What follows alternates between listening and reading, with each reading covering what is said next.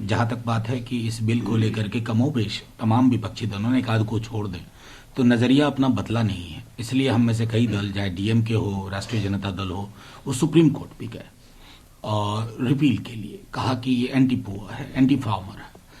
उसके बाद मैं समझता हूं कि आज जो माननीय सर्वोच्च न्यायालय ने पूरी संजीदगी से जो ऑब्जर्वेशन दिया है सरकार के लिए, वो संदेश है और सरकार को अपनी हठधर्मिता कम से कम अब त्याग देनी चाहिए।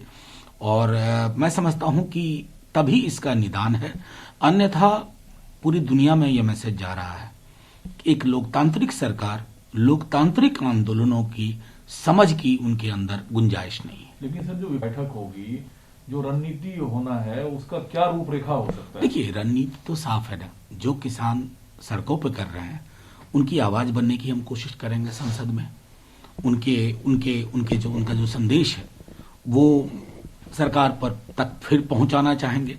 हालांकि सरकार की श्रवण शक्ति बिल्कुल कम है। अब किस डेसिबल पे जाके बोलना होगा ये तय करेंगे। संसद में आप लोग बोलेंगे सड़क।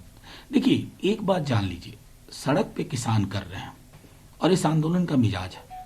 हम सब पीछे खड़े हैं, अपनी बातें रख रहे हैं, लेकिन हमारा मानना है कि किसान करें और सड़क पर विपक्ष इतर करे, वही। और जो कई राज्यों में हो रहा है, अभी 30 तारीख को हमारे बिहार में नेता प्रतिपक्ष तेजस्वी जी और सब महागठबंधन के नेताओं ने कॉल दिया है मानव श्रृंखला बनाने की, सबसे बड़ी मानव श्रृंखला बनाने की। तो क्या ये उसी संदेश के साथ एक समन्वित स्वर है।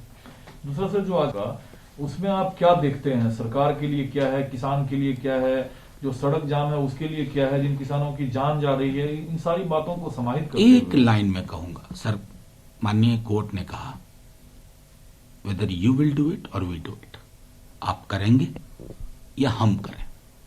संदेश क्या है? आप हठधर्मिता त्यागिए। अहंकार और गुरूर की जुबान से लोकतांत्रिक आंदोलन न समझे जा सकते हैं, न उनसे बातचीत हो सकती है।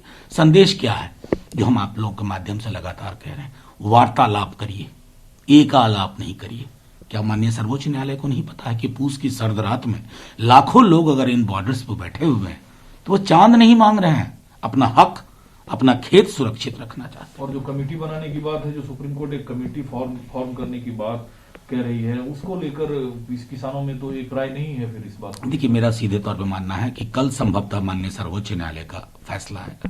इंतजार करें, देखें उसकी इंट्रिकेसीज क्या है, उसमें क्या क्या चीजें संभाली गई हैं, क्या क्या कहा गया है, फिर उस पर बातचीत होगी। ठीक है। विपक्षी सिंह चौटाला है भारतीय नेशनल लोकदल के नेता, उन्होंने विधानसभा अध्यक्ष को एक लेटर भेजा है कि 26 जनवरी से पहले अगर सरकार ये कानून वापस नहीं लेती है तो इसी पत्र को मेरा त्याग पत्र समझें आप। देखिए, ये दबाव अभी तो पंजाब, हरियाणा और पश्चिमी उत्तर प्रदेश के जनप्रतिनिधियों पे, इस दबाव का जो बादल है वो अलग अलग राज्यों तक पहुंचेगा और निश्चित तौर पे पहुंचेगा। भाजपा के लोगों से भी अगर आप ऑफ द रिकॉर्ड बात करें तो वो भी सहज नहीं है। तो असहज रह करके कोई भी जनप्रतिनिधि अपनी जिम्मेवारियों का निर्वहन नहीं कर पाएगा। मैं समझता हूं आप इसका स्नोबॉल इफेक्ट देखेंगे आने वाले दिनों में। ठीक है, आप इसमें भी आप सांसद रहेंगे। जो आज हरदीप सिंह पुरी साहब ने कहा कि एक बेहतर संसद भवन, सुविधाओं से लेस जो केंद्रीय विस्टा एवेन्यू बन रहा है, 2022 का जो गणतंत्र दिवस का परेड होगा वो उसके परिदृश्य में होगा, उसकी परछाई में होगा। मैं तो पुरी साहब के माध्यम से पुरी साहब की टीम और शीर्ष नेतृत्व तक को कहता हूं, खूबसूरत से खूबसूरत इमारत बनाइए, लेकिन इबारत लोकतंत्र की ही होनी चाहिए। संसद संवाद के लिए, संसदीय परंपराओं के निर्वहन के लिए। कहा जाता है कि खूबसूरत इमारत में कहीं ऐसा न हो कि लोकतंत्र और लोकतांत्रिक संवेदनाएं आप दफन कर दें। गांव के जितने धुंध थे उसे आज पीएम मोदी ने हटाते हुए कहा कि 16 जनवरी से वैक्सीनेशन होगा, हम 30 करोड़ लोगों को सुनिश्चित करेंगे टीकाकरण पहुंचे, और ये शुरू होने जा रहा है। जी, मैंने माननीय प्रधानमंत्री जी का अभी ये सुना, मैं शुभकामनाएं देता हूं, लेकिन ये भी सुना कि शायद 3 करोड़ जो प्रारंभिक होगा उसका खर्च सरकार वहन करेगी। मुझे भाजपा की चुनाव घोषणा पत्र की बात याद आती है बिहार में कि सबको फ्री वैक्सीन दिया जाएगा। एक लोक कल्याणकारी राज्य में महामारी का खिलाफ का वैक्सीन सबको फ्री मिलना चाहिए।